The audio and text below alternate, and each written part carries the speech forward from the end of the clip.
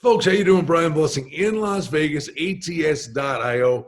Stoked for the start of another football season, and there are a lot of high-profile games. We'll have the Monday doubleheader.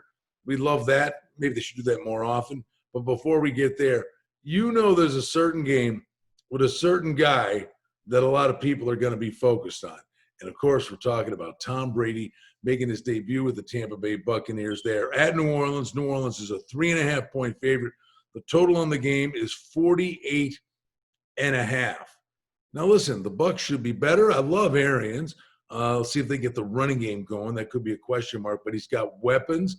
Gronk's there, and we know that. But he's got Godwin. He's got Mike Evans. The thing is, all these years, Brady with Tampa Bay, it was a lot of underneath stuff with Edelman and Gronk in his heyday.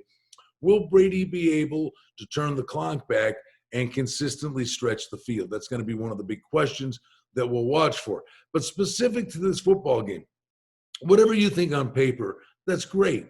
But I think there's an intangible in play here. The Bucs could end up being really good. They're 10-1 to win the Super Bowl, taking a truckload of dough. The Saints are 10-1 to win the Super Bowl. This is a team that Peyton and Drew Brees, maybe Brees swan song, we'll see, but he'll get motivated by going against Brady. The bottom line is the Saints have been the gold standard in the NFC South. If you're in their shoes, aren't you blue in the face? Aren't you just flat out sick and tired this entire offseason about hearing about the Bucs and Tom Brady? Could this not be a massive statement game for New Orleans on their home field here? Now, if that's the case, a good play as well would be the first half. New Orleans -2.5, minus $1.20, which tells you it's going to get to 3. So you might want to bet that one early.